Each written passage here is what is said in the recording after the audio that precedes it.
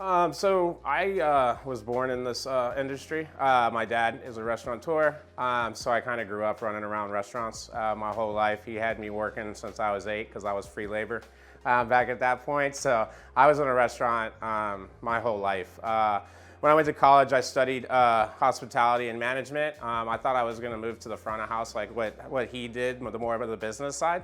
And I did, and I opened my own restaurant right after I graduated college with a couple buddies. And I was on the business side of it. We opened up 7 of them. I kind of, across Florida. I kind of realized that I just did not want to be in the front anymore after waiting tables and bartending and being in the front as a general manager and then opening these restaurants. It wasn't my forte. I have always loved food. I was blessed enough to be raised with good food. He was obviously in the restaurant business, so we always ate like big meals, always went out to eat. So I kept being drawn back into the kitchen. So I kind of was a late bloomer in that aspect. I didn't start in the kitchen until I was about 26, 27. So I ended up just selling out, and I left that restaurant. I sold my shares to my partners, and I was like, you know what, I'm gonna go travel. So I traveled Europe. Spent some time in Italy, spent some time in France and London, a little bit of time in Spain, and then some time in Portugal just traveling and really eating and understanding the nuances of a little, at that point was like more Michelin star meals because I had never really done that before and I wanted to see the elevated food. So once I ran out of money, I decided I had to come back. So I moved to New Orleans and I just started knocking on doors. I started knocking on kitchen doors from some of the big chefs down there, John Besh, Susan Spicer, Donald Link, Emerald Lagasse. And I started working at a couple of them. I would work mornings here, I would work nights there. I really dove in hard. I put in about a full good year. And I decided I wanted to go to culinary school. I had one of my mentors talk me out of it. He was like, listen, you're really, really good. He just started giving me books and I started reading, started studying myself. He's like, just learn in the kitchen. And by the next year, I had become a sous chef down in New Orleans. They flew me to Italy. I lived in Italy for a little over a year, both in the north and in the south. So I started actually cooking like Italian, classic. And then I moved back to New Orleans and opened a restaurant for them. I was an exec sous chef at that point. New Orleans has a big Vietnamese culture. And so I always enjoyed eating in the Vietnamese culture, in the Vietnamese restaurants. And so that's where I really first started falling in love with those flavors. And also the way they eat as family style. It reminded me a lot of when I was back in Italy. I enjoyed, I just enjoyed those flavors and eating like that. It really drew me into it. So that's where I first kind of got my first taste of Southeast Asian cooking. And then once I honed my skills down there, I wanted to come up to New York and compete. That was a big thing for me. I feel like that was the best of the best in America and the United States. And I wanted to cook for David Chang, who's also, he does Korean food, a little bit of fusion, but he was very big at that point. So I applied, and I kept applying, kept calling. It was very tough to get into. Finally got that phone call one day, and I picked up and I moved up to New York. Started off with him. I worked for about 4.5 years with him. I popped around, opened up a couple different concepts on my own, and then I joined Leah Cohen at Pig and Khao. That's where I learned a little bit more of the Thai, Filipino, the Malaysian food. And then after cooking with her in the pandemic, I just kind of, like a lot of us did as chefs, we just got through the pandemic. I did a lot of private chefing, consulting, and then I joined Jen at Fish Cheeks, and that's where I kind of really dove into just traditional Thai cooking. Like I said, it's very traditional. I don't waver from it. I use only Thai ingredients. I use farms across the country in California and Florida that grow Thai ingredients for me that I can't get flown here just because of customs. And then everything else I get shipped in from Thailand. Like I'll get shipments, like big crates once every about 3 months. We have a storage unit. I get my plates from there. I get my chairs from there. I mean, my whole restaurant is basically, and I kind of just dove in hard. I started traveling Southeast Asia probably about 2015 is when I started traveling over there. And out of all the countries, I don't know, Thailand to me, the flavors, just how bold they are and how much they're in your face and they don't care. Like they're just like, here you go. This is it. This is the dish. If you don't like it, you don't like it. We're not changing it for you. And I respect that because because it's part of the culture and it's how they eat.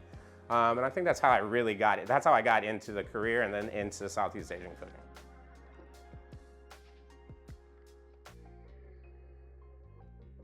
My next challenge is getting my second fish cheeks open. I'll be going back. I'm going back to New York in a couple days, and I got about 6 months to get the second restaurant open, which I'm very proud of.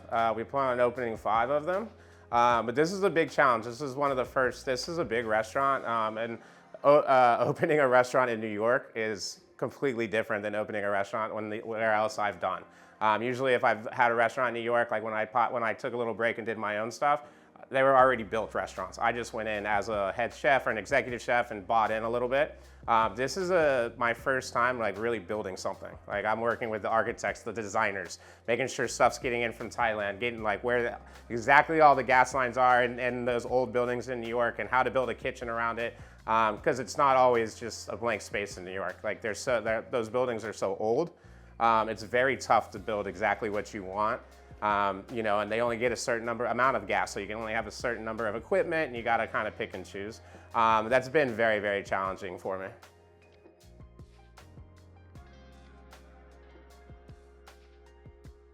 The most difficult thing about cooking Asian food for me was really retraining my palate. I literally had to go I almost felt like I had to recreate myself as a chef.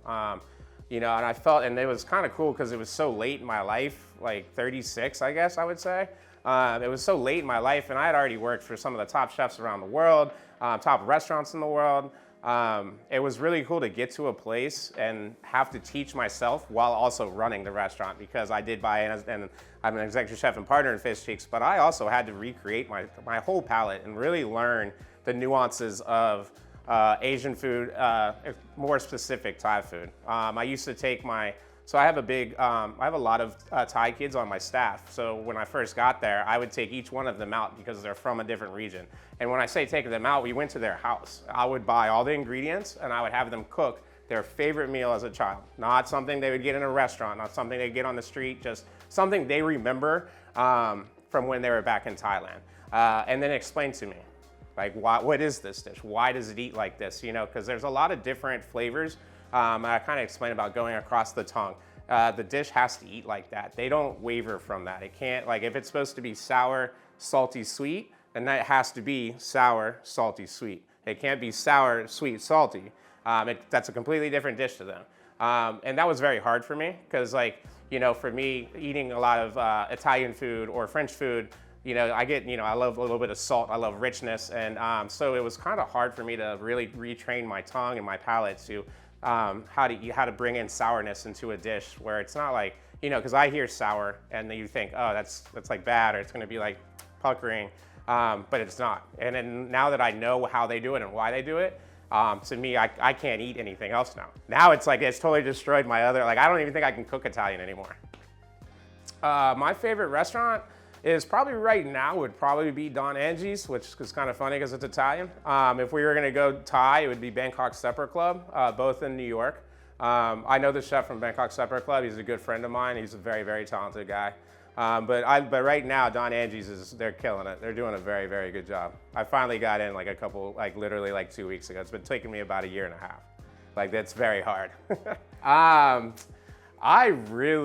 Oh man, I guess I would have to say, and I know this is gonna sound funny, I'm a lighthearted guy because I'm in such a serious work. So when I get home, comedies are always, that's my straight go-to because I like to have a good laugh. I love me some Will Ferrell, Talladega Nights. Elf during the holidays is a must for me. Every holiday, gotta watch it. Even Step Brothers. I like movies where I don't have to think. Like, because I'm in such a thinking business. Every day you deal with so many people. I want to shut down. I don't want to put on a flick that I'm like sitting there like really trying to think about the story or who did it. I want something where you can put it on. It's just for a good laugh. If I was going to go just like a fun read, I mean, I'm an Anthony Bourdain freak. So, you know, anything from Anthony. I actually have a tattoo of Anthony on me. I got to meet him a couple times. Kitchen Confidential is incredible. It's my Bible to the kitchen. So like if you're going for like a fun read, I always give that to any of my cooks that want to, like, they start off, they always ask me, hey, what's a good cookbook? I'd go start with this first and learn what the kitchen used to be like.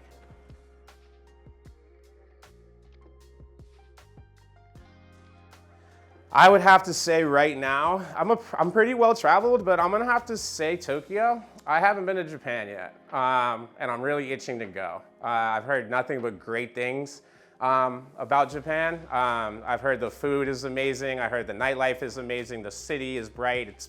It's clean, which is very, very cool. I would say that would have to be it. I would say Korea too, but I'm actually gonna be in Korea in a week, so I'm gonna check that one off.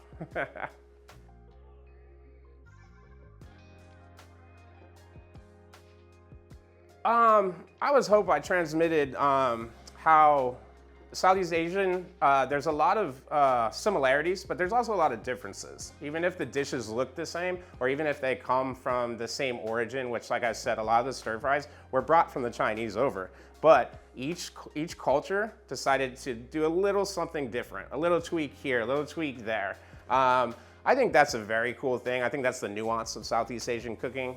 So I would hope that that's what they got from the course. And also just to highlight some of these countries that a lot of people haven't heard of. You know, Myanmar, there used to be Burma. It's not very well known. Indonesia, Filipino food. Like, I mean, it's just not something that's always out there. It's not like Vietnamese or Thailand, which you're gonna see in a lot of countries, a lot of places. That's kind of like big right now. So I kind of like showing off some of those smaller countries around Southeast Asia that a lot of people don't really know about.